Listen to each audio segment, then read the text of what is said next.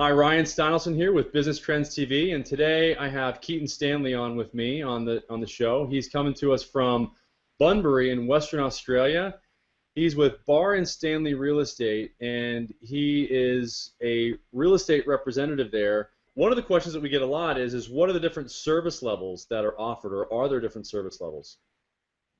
Yeah, there are, Ryan. I think typically when it comes to selling a property, agents are all really good at I guess the front aspect of the business. But when it comes to the communication side of things, I think there's a lot of room for improvement there. And I've really taken on that personal approach with dealing with my sellers one-on-one.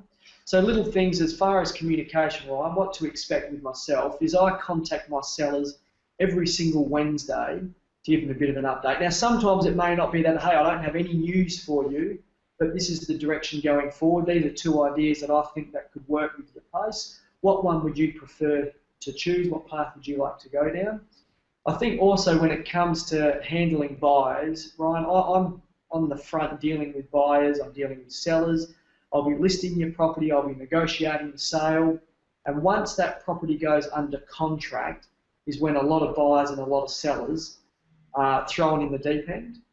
And what I've then employed, I'm lucky enough to have my wife work with me, and she then steps in the box seat and she will grab you by the hand, both buyer and seller, and she will give them on-track weekly calls every Tuesday. She gives you on-track weekly calls, letting you know that termite reports have been ordered, building inspections have been ordered, finances has come in, and she'll really guide you through all the way through that process right up until the property settles. And we don't believe it stops there, Ryan. From that point is then when we take it to the next step, where we're contacting buyers a week after it settles, or the day it settles, the week after it settles, the month after it settles, just to make sure that they understand how reticks work and all those other little things with the property, which we believe are really important when purchasing something as big as a home. Question I get a lot is commissions for real estate. How does that work? Yeah, the commissions are all a negotiable thing, Ryan. We set it depending on what you think's fair. I mean, if we, I guess, sit down and speak with our sellers on a one-on-one basis, and we work out what they think's fair, we can really cover I guess the cheaper side of things, and if someone's wanting the real, I guess the Rolls Royce deal with it, we can cover that as well. So we really cover, I guess, the whole spectrum of commissions. How do you come about getting a price for a property or determining what the price for the property is? It's a good question. It's a question we're asked a lot to go and do. How do we come up to a price to a property? I think typically, Ryan, you're getting agents that are coming in, and it's something to be really aware of. I think most people out there are aware of agents coming in and overpricing a property at what we call to purchase a listing. They overprice a property, I guess pushing that greed button, and then what they do is they then come in and they chop it down over the time of the listing in order to achieve a sale. And I think when you break it down to actually how we put a price to a property, you can really eliminate those agents that are using that tactic, which I don't think is the right way to go about it. There's three ways we put a price to a property. The first way, which I think is probably typically what my wife or what women do, is where they look at your home and say, okay, well, hey, the home next door that's on the market, they want 600,000. Ours is a little bit nicer than that.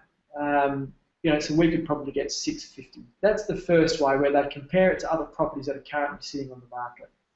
The second way is where they go through, and this is probably what you and I would do, or typically us blokes, where we go through and say, okay, well, the land cost us this, the house would cost this, the shed, the pool, and you add all of that up, and that's what we call the replacement cost, or the summation method style of appraising. And that can be accurate, Ryan, when you're in new subdivisions or you've got blocks either side of you that are for sale. But the most accurate way of appraising property is through past sales. So what that is where we go through and we find properties that have recently sold. And when I say recently, Ryan, I'm looking at a 6, maybe 9-month period of properties that have sold that compare to yours. And when I say compare, I'm referring to three things. I'm referring to size of the house and the land. That's the first thing. Secondly is the amenities, so bedrooms, bathrooms, pools, sheds, solar panels, all those things. And thirdly is location. The reason I guess we more so run with that style of appraising at the moment is it's accurate information. We know exactly what something's sold for, we know how long it's taken to sell, and then really we're working with facts. So when you look at those three ways of appraising, it really eliminates those that are coming in and I guess telling you, hey, it's worth 800,000, you think it's great, when really all the facts are saying, well, hey, it's actually really only worth $610,000. What's going on with the Bunbury market? Yeah, depending on what you're looking at doing, whether you're selling or you're looking at buying, I think it's certainly a good time to buy, Ryan. There's no question about that. Interest rates are as low as they've ever been. There's good areas and there's bad areas, and I think if you don't understand the areas that you're purchasing in, you can, I guess, it can be a real costly mistake if you're not given the right advice when you're looking around to purchase real estate in Bunbury. I think typically when it comes to selling a property in Bunbury, you're looking at 130 days, 140 days average to get your property sold. Now currently, that's the statistic around the southwest, down here, but my average is under 3 months to get a property sold, which isn't too bad considering you're selling some in the millions and some at the $200,000 price range.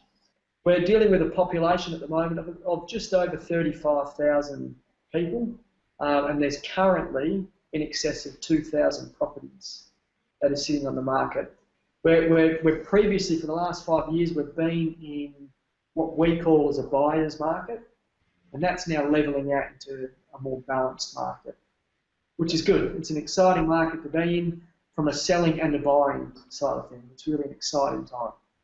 Well, great. That was a really good update on what's going on with the Bunbury real estate market there, and you've given us some great answers. If somebody wants to get a hold of you, Keaton, what's the best way for them to get a hold of you? 0405 933 212. You ring that number, that will come directly through to me.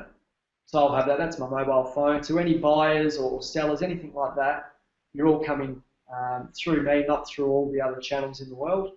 We'll get it through. I appreciate your time. Thank you for the insight that you've given us. Thanks, and we will see you and talk to you again soon, hopefully.